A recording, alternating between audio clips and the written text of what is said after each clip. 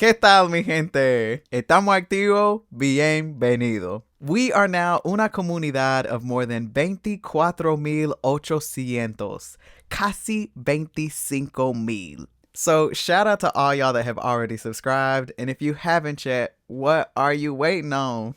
Knowing how to ask questions in Spanish can help you get extra clarification when you need it, but it can also help you keep conversations going. For example, if I told you, voy al cine esta noche, how would you keep this conversation going? By asking questions. You might ask, what movie are you going to see? What time are you going? Who all going? Can I go? So in this lesson, I'm going to give you all the key question words to help you ask questions in Spanish, and I'm also going to clear up some really common points of confusion. This includes the difference between que and cuál, dónde, adónde, and de dónde, and porque, and para qué. So let's get into it. We're going to start off with two of the hardest ones just to get them out of the way, so bear with me. First up, we've got que. You'll say this like que. When used as a question with this accent mark, que means what? ¿Qué haces? ¿Qué quieres comer? ¿Qué es eso? You can also use que to ask the definition of something, like ¿qué es una abeja? Outside of asking questions, que can mean a slew of different things, which I cover in a different lesson, so you can check that one out later. The next one, which many people get confused with que, is cuál. You'll say this one like cuál. This means which. But what's confusing about this is that in many cases we use cuál in Spanish where we wouldn't necessarily use which in English. Let me give you an example. In English, we'd say, what's your favorite book? Which makes a lot of learners think that the correct way to say this in Spanish is ¿Qué es tu libro favorito? But here we would actually use cuál. ¿Cuál es tu libro favorito?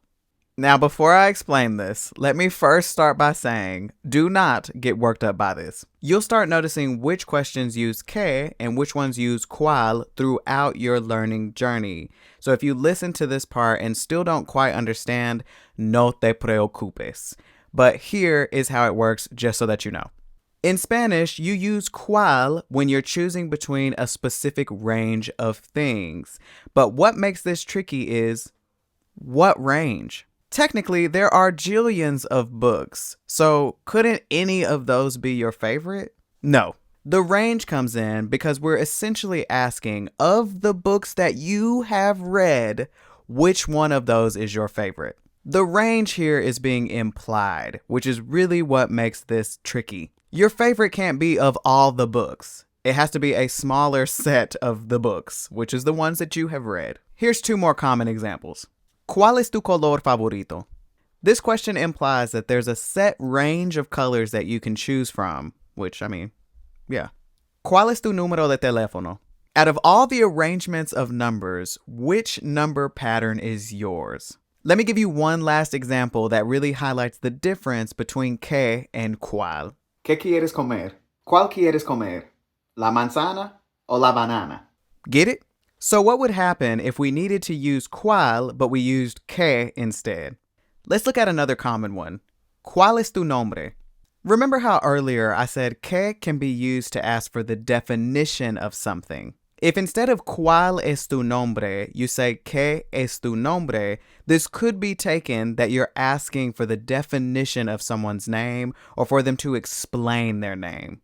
Okay, so muy bien. You made it past the two hardest ones. The rest of these are going to be super easy by comparison. Next up, we've got quién. Quién. So if someone's knocking at the door, you could say, ¿Quién es? Who is it? Or we could even be a little bit more specific. So, ¿Quién es ese hombre? Who's that man? So quién is who. Real easy. ¿Dónde means where. ¿Dónde?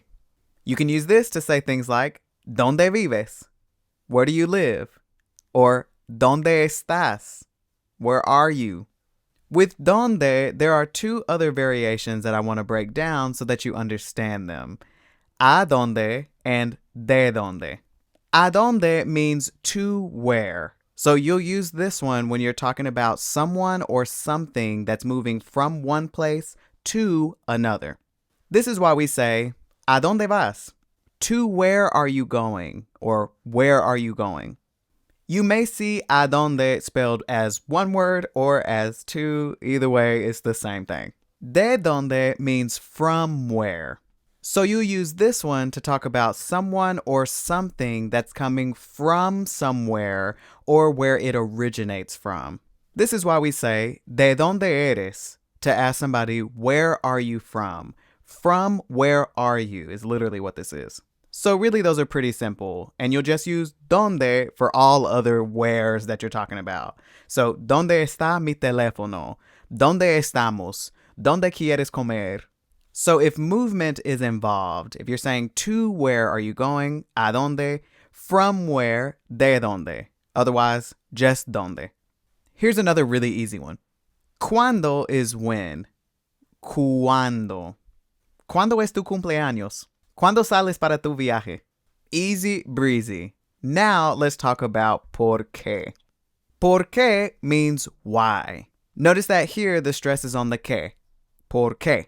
With this one, I specifically want to point out that it is two words and that the second word has the accent mark on it. This is important because porque, as just one word with no accent mark, means because.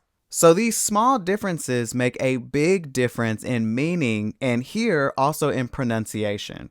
So why is porque, because is porque. So the stress is on different parts of the words. Porque, porque. The literal meaning of porque is because of or due to what.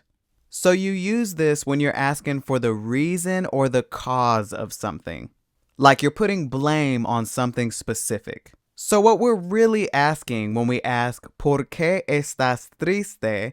Is what is the cause of your sadness? Or what's to blame for your sadness? So that leads us to one that confuses everybody. ¿Para qué? You use this one to ask what is the purpose or the goal of something. For example, ¿para qué estudias español? For what purpose or goal do you study Spanish? Someone might answer, para viajar y comunicarme mejor. In order to travel and better communicate myself. But if we asked por qué, the answer might be different. Now we'd be asking, what is causing you to learn Spanish? This answer might be, porque me gusta la cultura latina. These can sometimes be tricky because the answer can be similar in both cases. For example, if you asked me, ¿para qué estudias español? I could say, para comunicarme mejor. And if you ask me, ¿por qué estudias español? I could say, porque quiero comunicarme mejor. The only difference here is the structure of the response, but the overall message is really still the same. So honestly, don't overthink these. The easiest way to think of this is if somebody asks you a question that starts with para qué, your answer will start with para, in order to do whatever the thing is. And if somebody asks you a question starting with por qué, your response will start with por qué, because of this reason, or due to this reason. Stay with me. We are on the last two, and this next one is easy. ¿Cómo? When used as a question and with an accent mark, ¿cómo means how. That's why we say, ¿Cómo estás? How are you? You can also say things like, ¿Cómo fue tu fin de semana? How was your weekend? ¿Cómo without an accent mark can mean like or as, which we'll talk about later. But just keep in mind, those accent marks are important. And finally, the last one on the list, we've got cuánto. Cuánto. Cuánto is how much or how many. So for example, ¿Cuánto cuesta? How much does it cost? Cuánto is the only question word here that changes both gender and plurality depending on what comes next. So notice in this example, we have cuánto. It's just singular. So how would we say, how many brothers do you have? ¿Cuántos hermanos tienes? Notice here it's cuántos because hermanos is masculine and plural. What about this one? How would we say, how much information do you need? ¿Cuánta información necesitas? Here, información is singular and feminine, so we need cuánta to also be singular and feminine. So we saw how many brothers do you have? How would we ask how many sisters do you have? ¿Cuántas hermanas tienes? So again, cuántas because hermanas is plural and feminine. So depending on what comes next, it may either be cuánto, cuánta, cuántos, or cuántas. ¿Cuánto dinero tienes? ¿Cuántos libros hay? ¿Cuánta harina tenemos? ¿Cuántas veces tengo que decirte? So boom, those are all the key question words in Spanish that will help you have more in-depth conversations and responses.